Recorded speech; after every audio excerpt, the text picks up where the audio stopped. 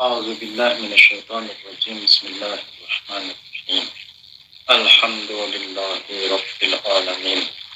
وصلى الله على سيدنا أبي القاسم مصطفى محمد وآله أجمعين ولعنة الله على أعدائهم من الآن إلى قيام يوم الدين. آمين يا رب العالمين. قال أمير المؤمنين عليه السلام: من أسرع إلى الناس بما يكرهون قالوا فيه بما لا يعلمون. Amirul Mu'minin, Imamul Muwahhidin, Maulana al-Muttaqin, Ali ibn Abi Thalib alaihissalam bersabda, barang siapa yang bergegas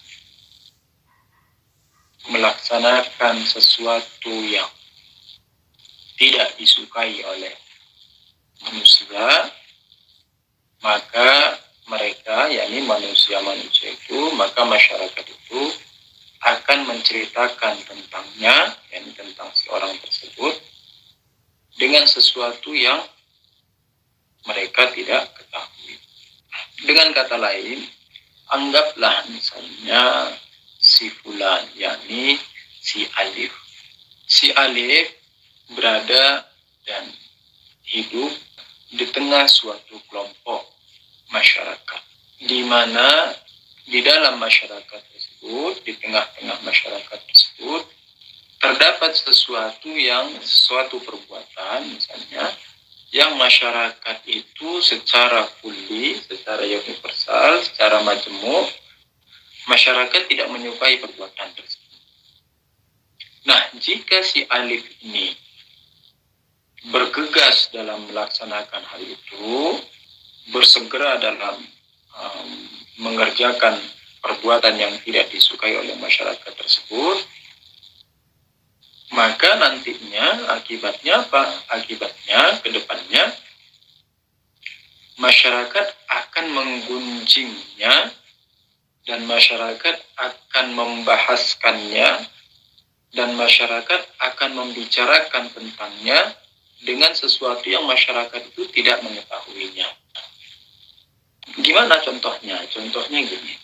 Misalnya kita berada di tengah-tengah masyarakat, di suatu kelompok, berada di tengah-tengah suatu kelompok yang misalnya mereka tidak suka wiritan misalnya ya. Atau misalnya mereka tidak suka ngasih ucapan selamat untuk Natalan. Nah, ini kan udah mau dekat Natalan kan ya, tanggal berapa? 9 Desember, dikit lagi kan Natalan kan ya. Nah, kita misalnya tinggal di tengah-tengah kelompok masyarakat di mana secara majmuk, secara kulli, secara universal, masyarakat itu tidak menyukai kalau seandainya ada orang yang mengucapkan Natal, selamat Natal kepada orang-orang Nasrani. Ini masyarakat tidak suka kalau ada orang Islam yang mengucapkan selamat Natal kepada orang-orang Nasrani. Nah, jika si Alif ini dia bergegas dalam melaksanakan hal itu, bergegas dalam melakukan hal itu, bersegera dalam mengucapkan Natalan. Artinya apa? Artinya masyarakat tidak melakukannya, tapi dia melakukannya. Masyarakat justru menghindarinya, tapi dia justru menyiarkannya, beri ucapan selamat Natal ke orang-orang Nasrani dan sebagainya. Nah, nanti apa yang akan terjadi? Yang akan terjadi, masyarakat tersebut akan menggunjing si Alif ini. Masyarakat tersebut akan membicarakan si Alif ini. Tetapi, bagaimana dia membicarakannya? Dia bilang, masyarakat itu akan membicarakan dan menggunjing si Alif dengan sesuatu yang masyarakat tidak ketahui. Yani masyarakat tidak punya ilmu terhadapnya. Yani masyarakat tidak tahu kenapa si Alif ini mengucapkan selamat Natal kepada orang Nasrani misalnya. Masyarakat tidak tahu sebabnya apa. Masyarakat tidak tahu kenapa dia mengucapin. Masyarakat tidak tahu dalilnya apa. Masyarakat tidak tahu alasan si Alif melakukan hal ini apa. Tapi karena masyarakat melihat si Alif ini bersemangat dan bersegera dan berpacu dalam, bukan dalam melodi ya, berpacu dalam menyampaikan selamat Natal kepada orang-orang Nasrani, masyarakat bilang, lihat tuh si Alif tuh melakukan bid'ah lah, dia ngucapin selamat lah ke orang-orang Nasrani. Ngapain dia ngucapin selamat, kayak kurang kerjaan aja. Dan masyarakat tidak tahu kenapa dia mengucapkan selamat. Nah, ini apa yang bisa kita ambil pelajaran darinya? Ada dua hal ya yang kita bisa ambil dari hikmah yang ke-35 ini. Man asra'a ilan nas bima yakrahun qalu fihi bima la ya'lamun. Yakni ada dua hal setidaknya, mungkin bisa 3, 4, 5, 6 bahkan lebih. Tetapi setidaknya ada dua hal yang kita bisa serap dari hikmah. Yang pertama, sifatnya lebih kepada membuat hati kita tenang. yakni semacam vitamin bagi kita, semacam penenang bagi kita. Artinya begini, alif, alif, kalau kamu yakin itu benar, dan dalilmu kuat, dan kamu memiliki alasan yang kuat, dan kamu sudah menimbangnya dengan seksama, dengan cermat, maka sekalipun masyarakat akan menggunjingmu, kamu tenang saja, karena kamu berada di jalan yang benar.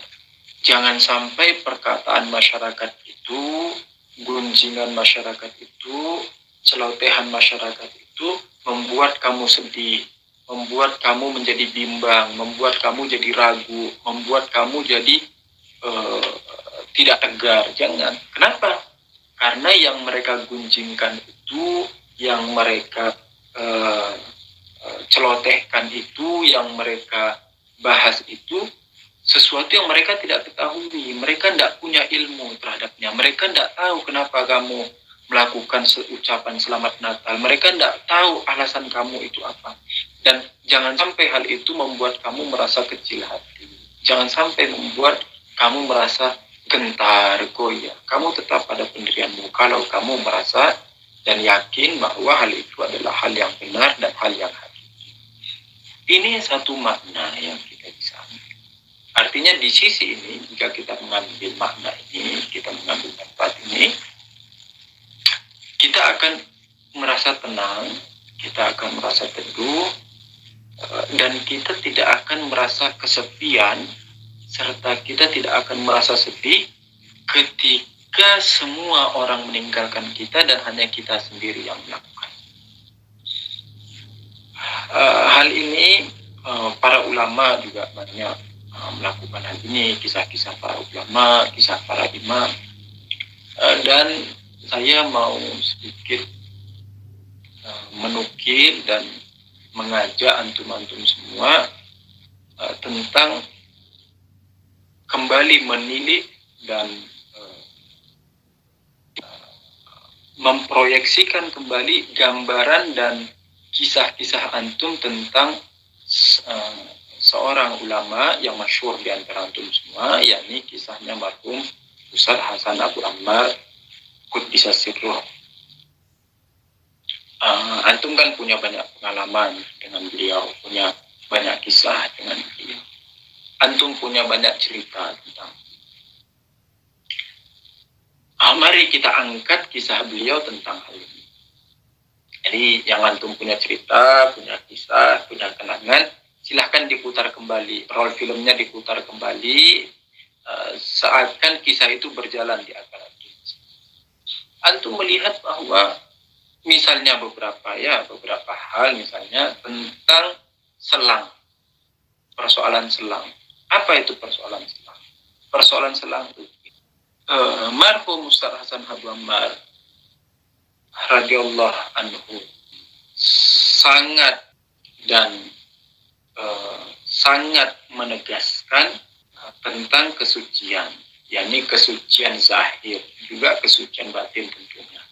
Maksudnya kesucian zahir yakni dari kenajisan itu. Beliau mengatakan, perhatikan kalau kencing, airnya nyiprat ke sana kemari, itu najis. Maka cuci dengan benar, sehingga kakinya tidak najis, kemaluannya dicuci dengan benar, sehingga tidak najis, istibro dengan benar, sehingga tidak najis. Kenapa? Karena kalau nanti najis, bajunya najis, kakinya najis, terus masuk ke lantai tengah, jalan ke sana kemari, ke karpet, duduk di kursi, semuanya itu najis.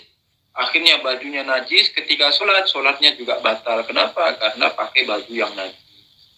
Nah, lalu beliau mengatakan biar gampang, biar hendak najis-najisan, maka gunakan selang. Kenapa gunakan selang? Karena kalau hendak pakai selang, berarti kan pakai gayung tuh. Kalau pakai gayung, berarti airnya air sedikit. Nah, air sedikit itu kan 3 kali. Dicuci 1, 2, 3. Nah, ketika dicuci itu, air yang sedikit itu ketika kena najis, dia juga najis. Nah, siraman pertama kita itu kan pakai air gayung ya. Kita nyiramnya pakai air gayung. Siraman pertama itu kan najis. Ketika najis, terus nyiprat ke kaki kita juga najis, dan begitu terus. Nah, akhirnya beliau menegaskan untuk menggunakan selang. Biar apa? Karena dengan menggunakan selang, maka airnya menjadi air mengalir. Kalau kita menggunakan selang yang langsung ditancapkan ke keran air, maka airnya menjadi air mengalir. Ketika air mengalir, maka begitu airnya terkena najis, alirannya itu tidak lagi najis. Tapi dengan syarat air yang dari keran itu juga air banyak, istilahnya air pur. Bagaimana caranya? Misalnya kalau di Jakarta kita pakai tangki air ya, apa sih namanya itu? Dran apa? Tangki air tuh. Dran kan namanya itu? Tangki air itu yang 1000 liter, 2000 liter. Toren ya. Ya, pakai toren. Nah, kita pakai toren air, tangki air yang 1000 liter, 2000 liter.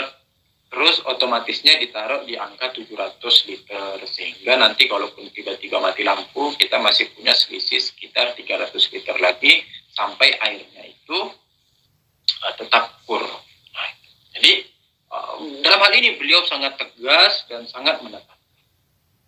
Dalam keadaan sebagian besar para masyarakat, baik dari kalangan orang-orang awam maupun dari kalangan orang-orang yang berilmu, mempermasalahkan hal ini. Bukan menyalahkan, tidak ada yang menyalahkan, karena benar, ajarannya benar. Tetapi mempermasalahkannya kenapa? Karena dinilai mempersulit orang. Ini mempersulit, kenapa harus mempersulit dan sebagainya. Tapi beliau tetap menegaskan. Dan pada saat yang sama, dengan keadaan demikian, akhirnya banyak orang yang mulai menggunjing beliau. Banyak orang yang mulai membahas tentang beliau, di mana orang-orang yang membahas hal ini, orang-orang yang menggunjing ini, mereka tidak mengetahui hakikat dan dasar utama alasan dari marhum Hasan Ammar radhiyallahu ta'ala anhu. Dan beliau tetap tenang. Orang berkali-kali menyatakan ke saya, orang mau gunjing ke saya sudah maafkan. Sejak mereka sebelum menggunjing sampai nanti kiamat, saya sudah maafkan. Itu. Jadi tidak bersedih, sama sekali tidak bersedih. Orang mau nyalahin, tidak bersedih. Orang mengatakan beliau was-was, tidak bersedih. Benar-benar tidak bersedih. Nah, ini satu hikmah, satu pelajaran yang bisa kita ambil dari hikmah. Yani man asfa ilan nas bima yakrahun qalu bihi bima la ya'lam. Ketika kita bergegas kepada masyarakat, melakukan hal-hal yang masyarakat tidak menyukainya, kayak tadi selang-selangan, ngapain sih pakai selang-selangan, ribet, walhasil capek dan sebagainya, masyarakat tidak suka dengan hal itu. Dikatakan qalu fihi, masyarakat akan menggunjing dia, akan membahas dia, akan mengata-ngatain dan mencelotehin dia bima la ya'lamu. Qalu fihi bima la ya'lamu, akan menggunjing tentang dirinya dengan sesuatu yang masyarakat tidak mengetahui. Ini satu kejadian. Kejadian yang kedua tentang apa? Tentang buka puasa 45 menit. Antum tentu banyak mengikuti kejadian-kejadian ini, di mana beliau secara tegas dan dengan keyakinan menyatakan bahwa berbuka puasa di Indonesia itu kalau mau aman. Nih. Jadi perhatikan benar-benar, jangan cepat menghakimi pernyataan orang lain. Jangan cepat menghukumi dan menilai pernyataan orang lain sebelum kita memahami apa yang dia maksud. Marhum Sarasana Duamar radhiyallahu ta'ala anhu mengatakan, kalau mau aman, maka 45 menit, yakni 45 menit setelah azan maghribnya saudara-saudara kita Ahlussunnah wal Jamaah. Kalau mau aman. Lalu orang menyatakan, kelamaan, kita ikut ICC aja, ICC 20 menit, silakan. Kalau percaya, beliau mengatakan kalau percaya dan yakin dengan ICC 20 menit, silakan. Beliau tidak memaksa orang harus 45 menit. Kalau yakin dan percaya dengan kabar ICC 20 menit, silakan. Tapi kalau nanya ke saya mau amannya, saya katakan 45 menit. Beliau mengatakan begitu. Dan ini beliau sejak dari berapa puluh tahun yang lalu menyatakan. Dan hal ini yang juga membuat beliau banyak digunjing dan banyak dicelotehin dan banyak dicemooh. Kenapa? Karena pada umumnya orang-orang yang menggunjing dan mencemooh tentang beliau ini, mereka tidak tahu alasannya beliau itu apa. Mereka tidak tahu kenapa marhum Sarasana Duamar melakukan itu. Jadi mereka menggunjing sesuatu dengan hal yang mereka tidak memiliki ilmu, dengan hal yang mereka tidak mengetahuinya. Ala kulli hal, ini sebagai salah satu contoh saja. Bagi antum semua, antum mau pakai yang 20 menit silahkan, yang mau pakai 45 menit silahkan. Saya tidak menghukumi hal itu. Ini berdasarkan keyakinan masing-masing. Mau pakai selang silahkan, tidak mau pakai selang silahkan, tidak mau cebol juga silahkan. Ala kulli hal. Oke, ini satu makna. Ini satu makna dari hadis. Hadis yang kedua, justru kalaulah tidak dikatakan berbalikan dari makna yang sebelumnya, setidaknya makna yang kedua ini kita katakan sebagai pengerem bagi kita. Yani gimana makna kedua? Makna kedua itu gini. Alif, wahai Alif, kalau kamu bergegas dalam melaksanakan sesuatu yang masyarakat tidak sukai, sekalipun itu benar, tapi nanti akan membuat masyarakat itu menggunjing kamu dengan hal-hal yang mereka tidak ketahui. Masyarakat akan membahas tentang dirimu, tentang perbuatanmu, dengan sesuatu yang masyarakat tidak tahu apa itu, alasannya apa. Maka wahai Alif, kalau kamu mau melakukan hal itu, kalau kamu mau melakukan hal yang tidak disukai masyarakat itu, setidaknya lakukan dua hal sebelumnya. Apa itu dua hal? Yang pertama, sebelum kamu melakukan hal itu, kamu sampaikan dulu kepada masyarakat, wahai masyarakat, misalnya mengucapkan selamat Natal kepada orang Nasrani itu begini, dalilnya ini, bolehnya ini, tidak bolehnya ini, anjurannya begini, tidak dianjurkannya begini. Nah, setelah itu kamu sampaikan kepada masyarakat dan masyarakat mengetahui hakikatnya, baru silahkan kamu mengamalkannya. Ini satu. Yani apa? Yani yang pertama, kalau kamu mau melaksanakan itu, maka setidaknya kamu sampaikan dulu. tetek bengeknya istilah. Atau kamu sampaikan dulu alasan-alasannya, dalil-dalilnya, sekelumit tentang perbuatanmu itu. Sehingga sebelum kamu melaksanakannya, masyarakat sudah mengetahui tentang hal itu. Dan masyarakat sudah paham dengan hal itu. Sehingga ketika nanti kamu melaksanakannya, masyarakat sudah tahu alasan kamu itu. Yang kedua, jika kamu tidak melakukan hal ini, maka setidaknya kamu jangan melakukannya. Yani jangan bergegas dalam melaksanakan. Tidak ada kewajiban bagi kamu kan mengucapin selamat Natal kan. Kecuali ini berkaitan dengan amar ma'ruf nahi mungkar. Dan amar ma'ruf nahi mungkarnya ini hanya tertuju bagi kita sendiri. Jadi tidak ada orang lain yang dapat melakukan hal ini kecuali kita, maka mau tidak mau sekalipun masyarakat tidak menyukainya, kita tetap harus melaksanakan. Seperti apa? Seperti kisah Imam Husain alaihissalam dan keluarganya yang suci di peristiwa Karbala, di mana untuk mengungkap wajahnya Yazid laknatullah alaih, untuk mengungkap keburukan dan kekejian Yazid laknatullah alaih, maka tiada jalan lain kecuali dengan mengorbankan nyawanya dan juga keluarganya yang Kenapa? Karena kalau mengharapkan masyarakat yang lain, masyarakat umum, masyarakat pada ketakutan. Masyarakat dibantai, masyarakat dibungkam, masyarakat dijejali mulutnya sehingga tidak berani ngapa-ngapa. Ada kondisi yang seperti itu. Yani apa? Yani pada kondisi di mana amar ma'ruf nahi mungkar itu hanya bisa terjadi dengan diri kita, yakni amar ma'ruf nahi mungkar itu hanya tertuju bagi kita. Orang lain tidak bisa melakukannya, maka hal itu wajib. Ini dua makna yang kita bisa ambil dari hikmah yang ke-36.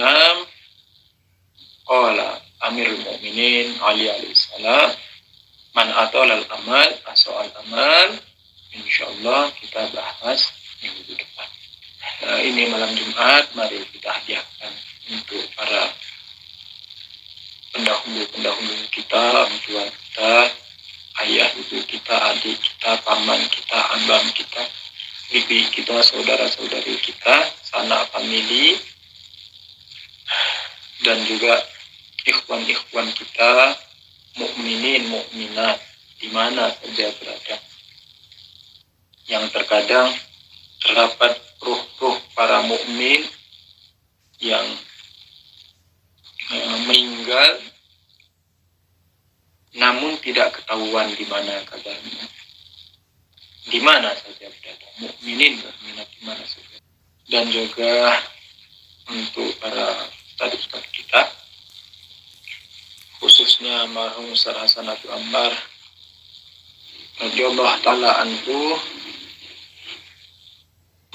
dan marhum Ustaz Sanapsi, marhum Kang Jalal, marhum Ustaz Toha Musawwa, marhum Ustaz Ahmad Kushti. Semoga Allah mengangkat derajat mereka semua, mensucikan ruh mereka semua, memutihkan wajah mereka semua. Dan juga untuk para ulama dan maroji kita, Allahumma Gori Omuli, Atullah Bahjat, Atullah Tabatabai, Allahumma Syaroni, Atullah Qazi Tabatabai, dan juga ulama-ulama yang lain, Atullah Misbah Yasi, khususnya Imam Khomeini Qudisa Sirruh.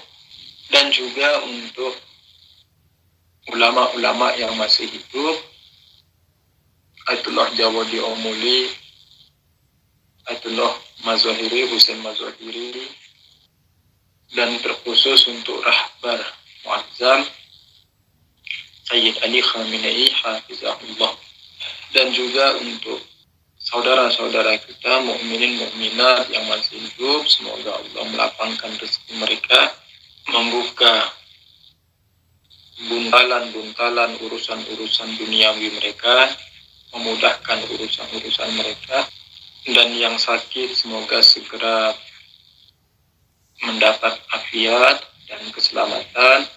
Yang memiliki hutang-hutang semoga segera dimudahkan untuk melunasi hutang-hutangnya, dan orang-orang yang jauh semoga didekatkan dengan keluarga-keluarganya dan orang-orang yang dikasihinya insyaallah ta'ala. Dan juga terkhusus untuk kezuhuran Imam Zaman Ajalallah Farajul Syarif. Al-Fatihah ma'as-salam.